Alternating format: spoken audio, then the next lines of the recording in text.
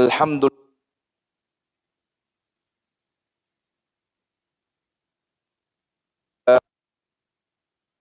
La ilaha illallah wahdahu la syarika lah wa ashhadu anna rasuluhu wa safiyuhu. Allahumma salli ala nuril wa tiril yasar sayyidina Muhammad wa ni'amillahi wa ifdalih. Amma ba'du, subhanaka la ilma lana illa ma 'allamtana innaka antal alimul hakim. Wala haula wala quwwata illa billahil aliyyil azim.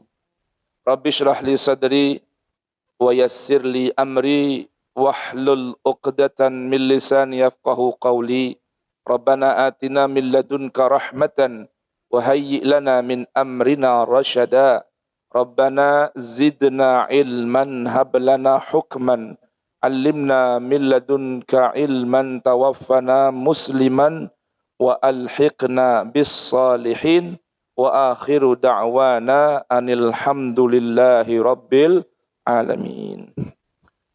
Alhamdulillah, para hadirin dan hadirat jamaah zuhur dan jamaah kajian zuhur Masjid Asy-Syifa RSPAD Gatot Subroto yang dirahmati Allah Subhanahu wa taala. Wabil khusus segenap pengurus DKM Masjid Asy-Syifa yang kami hormati, para perwira, para pejabat di Rumah Sakit Angkatan Darat Gatot Subroto, ibu-ibu, khususnya ummahat, ketua Persit ya, dan kawat ya, yang sama-sama dirahmati, diberkahi oleh Allah Subhanahu wa taala. Tanpa menyebutkan nama-nama beliau, mohon maaf, bukan maksud untuk tidak menyempurnakan kehormatannya. Ma'asyiral hadirin rahimakumullah, beberapa menit ke depan saya ingin mengajak Bapak Ibu sekalian merenungkan beberapa panduan ayat suci Al-Qur'an. Ayat ke-19 hingga ayat ke-35 dari Quran surah Al-Ma'arij, ya. Al-Quran surah Al-Ma'arij yang akan kami bacakan. Bapak Ibu sekalian boleh buka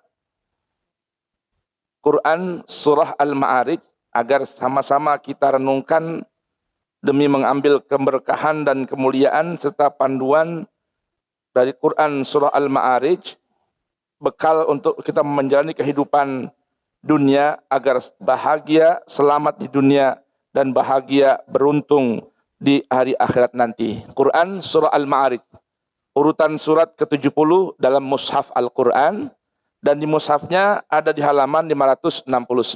Allah Subhanahu wa taala berfirman, Ba'da an a'udzu billahi as-sami'il 'alim minasy syaithanir rajim. Bismillahirrahmanirrahim. Innal insana khuliqa halu'a. Idza massahu asy-syarru jazu'a. Wa idza massahul khairu manu'a. Illal musallina alladzina hum ala salatihim daimun. Walladzina fi amwalihim haqqun ma'lum lis-sa'ili wal mahrum. وَالَّذِينَ يُصَدِّقُونَ بِيَوْمِ الدِّينِ وَالَّذِينَ هُمْ مِنْ عَذَابِ رَبِّهِمْ مُشْفِقُونَ إِنَّ عَذَابَ رَبِّهِمْ غَيْرُ مَأْمُونٍ والذين هم لفروجهم حافظون إلا على أزواجهم أو ما ملكت أيمانهم فإنهم غير ملومين فمن ابتغى وراء ذلك فأولئك هم العادون والذين هم لأماناتهم وعهدهم راعون والذين هم بشهاداتهم قائمون والذين هم على صلاتهم يحافظون أولئك في جنات مكرمون Sadaqallahul azim wa sadaqa rasulun nabiyul habibul karim wa nahnu ala dhalika minasyahidina wasyakirin walhamdulillahi rabbil alamin. Ma'asyiral hadirin rahimakumullah. Manusia adalah makhluk yang istimewa, teristimewa di antara makhluk-makhluk yang Allah ciptakan di kehidupan alam semesta raya ini. Bahkan Allah tabaraka wa ta'ala pilih di antara malaikat yang Allah ciptakan dari cahaya, jin yang Allah ciptakan dari api, manusia yang Allah ciptakan dari tanah. Allah pilih manusia sebagai PLT, petugas Allah untuk menjadi khalifah, artinya petugas Allah untuk menjaga kelestarian, harmonisasi alam semesta raya. Lestarinya alam semesta raya Allah titipkan kepada makhluk Allah yang bernama manusia. Oleh karenanya Allah ciptakan manusia sekalipun dari unsur tanah, namun Allah banggakan penciptaan ini dengan panduan ayat yang Allah firmankan, laqad khalaqnal insan fi ahsani taqwim. Sungguh kami ciptakan manusia ini fi ahsani taqwim, dalam sesempurna dan sebaik-baik bentuk serta sistem. Inilah manusia. Oleh karenanya Allah anugerahkan akal, agar dengan media akal ini manusia dapat melakukan perannya, melaksanakan perannya sebagai khalifah, PLT Tuhan di alam semesta raya ini. Nah, oleh karenanya Allah sempurnakan selain dengan akal, Allah turunkan Al-Quran yang fungsinya menerangi akal. Agar betul-betul akal sesuai keinginan Allah, Allah ciptakan akal untuk mampu membedakan mana yang hak, mana yang batil, mana yang baik, mana yang buruk, mana yang bermanfaat, dan mana yang memberi madarat. Dan jangan lupa, di antara kesempurnaan sistem yang Allah berikan bagi manusia ini, Allah berikan dalam diri manusia potensi baik dan potensi buruk. Dalam Al-Quran surah Al-Ma'arij, ayat ke-19 ini, Allah subhanahu wa ta'ala beritahukan bahwa innal insan khuliqa halu'a. Manusia ini diciptakan oleh Allah memiliki satu potensi psikologis yang mungkin tidak baik.